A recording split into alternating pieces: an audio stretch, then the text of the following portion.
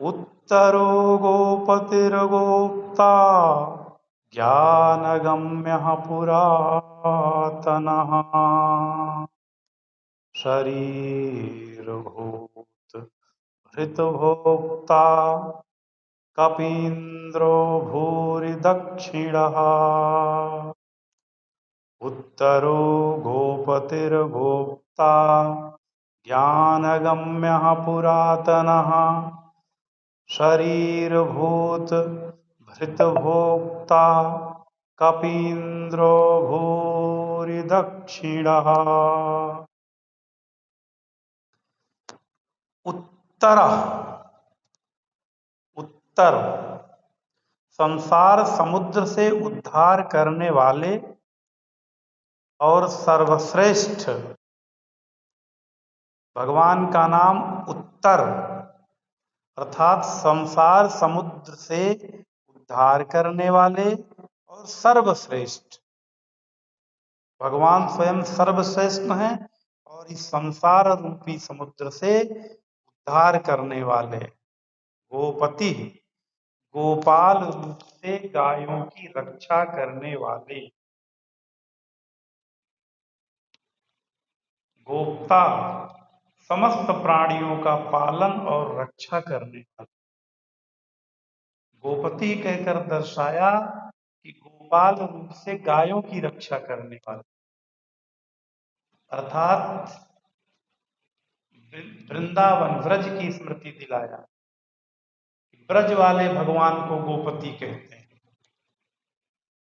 और गोप्ता कहकर दर्शाया कि समस्त प्राणियों का पालन और रक्षा करने वाले, अर्थात सभी प्राणी उन्हीं गोपति की अत्यंत श्रद्धा से स्मरण करें जो गोपाल रूप से गायों की रक्षा करने के लिए ब्रज में अवतार लिए थे। तो वे सबके लिए गोप्ता बन जाएंगे, अर्थात समस्त प्राणियों का पालन और रक्षा करने वाले। ज्ञानगम्य ज्ञान के द्वारा जानने में आने वाले। भगवान का एक नाम ज्ञानगम्य इसलिए है कि ज्ञान के द्वारा जानने में आने वाले, अर्थात भक्ति से तो पकड़ में आते ही हैं, योग से भी भगवान पकड़ में आते हैं और ज्ञान से भी भगवान पकड़ में आते हैं। सांख्य योग भक्ति,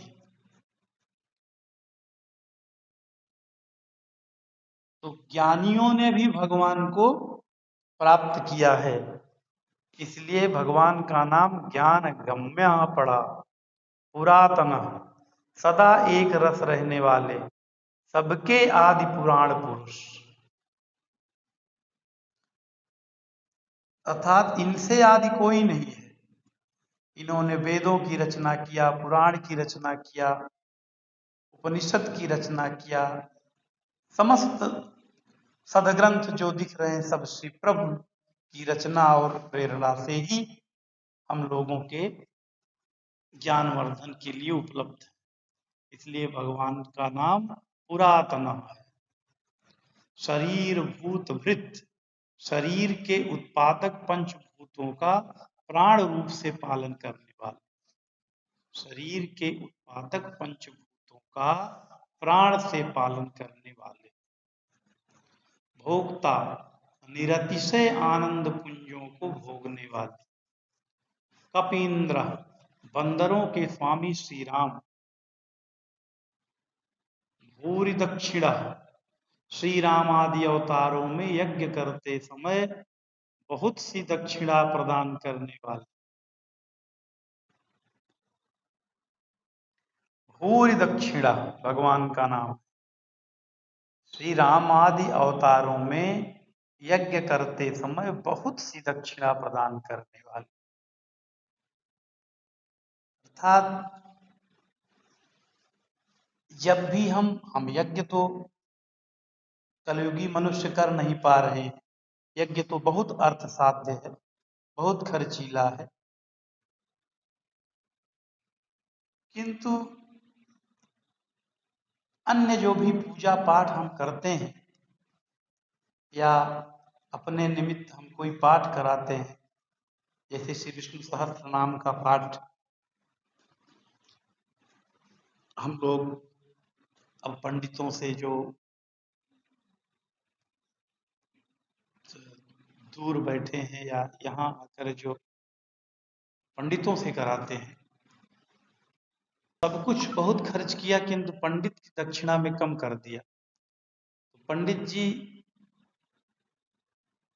सहर्ष ले भी लिए, चूंकि ब्राह्मण संतोषी होते हैं और आशीर्वाद देकर चले भी गए, किंतु हमें दक्षिणा इतनी देनी चाहिए कि पंडित जी का रोम रोम पुलकित हो, तब हमें पूजा का पूर्ण लाभ मिलता है। यदि हम पंडित जी से करवा रहे हैं तब, यदि हम विष्णु सहस्त्र करते न करते क्या करते, उनको भी अर्थ द्रव्य की आवश्यकता है घर परिवार चलाने के लिए, उन्होंने कहा चलो भाई हम 21 पाठ ही करें। किंतु 21 पाठ करते करते पंडित जी पूर्ण रूप से थक जाएंगे निश्चित, और जब यथा साध्य दक्षिणा नहीं मिलेगी और उनका रोम रोम पुलकित नहीं होगा, तो आपको श्री विष्णु सहस्त्रनाम स्तोत्र के पाठ कराने का भी इतना लाभ कैसे मिलेगा। इसलिए 5 पाठ ही प्रतिदिन कराएं, किंतु उचित ब्राह्मण दक्षिणा दें तो उसका भी बड़ा असर हो।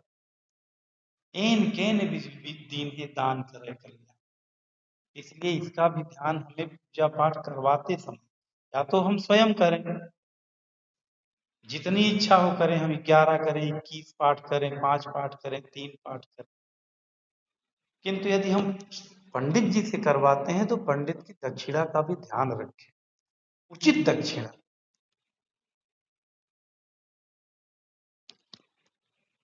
क्योंकि यह भी एक आवश्यक पूजा ही है, इसीलिए भगवान का नाम भूरि दक्षिणा पड़ा। अर्थात श्री रामा आदि अवतारों में यज्ञ, भगवान ने रामावतार में, कृष्ण अवतार में बहुत बड़े बड़े यज्ञ किए, और लीला से ये बताया कि बहुत सी दक्षिणा प्रदान करने वाले। श्रीमद् भागवत उठाकर देखिए, पढ़िए, जितने बड़े बड़े राजा हुए हैं उन्होंने बड़े दान किए, उन्होंने ब्राह्मणों को बहुत दान किए, गायों को दान किया तो गायों की सींग में सोना मढ़वाया, उस पर और बहुत सारे वस्त्र आदि रखवाए, तब जाकर वो पूर्व जन्म में भी राजा थे। आज भी जहां जन्म लिए होंगे राजा ही, हम न पिछले जन्म में कुछ दान किए थे इसलिए आम आदमी बनकर जन्म लिए, और इस जन्म में भी दान नहीं कर रहे हैं इसलिए अगले जन्म में भी ऐसे ही रहे। इसलिए जहां रहिए थोड़ा थोड़ा अपने कर कमलों से दान करते रहिए। कभी किसी मंदिर में जाइए, वहां पर जो पंडित जी जप करते रहते हैं, देखिए ना, किसी किसी मंदिर में 10, 5, 11, 12, 20 पंडित जी जप करते रहते हैं। और भगवान ने यदि थोड़ा सा भी व्यवस्था बनाए हो तो 10-10 रुपए की नोट रखिए, किसी से करेंसी या ऐसे ही रख लीजिए, छुट्टा करवा लीजिए, और सभी ब्राह्मणों को 10-10 रुपए कम से कम दे दीजिए, प्रसन्न हो जाएंगे। और आपको कितना पुण्य मिलेगा इसका तो अब अनुमान ही लगाना कठिन।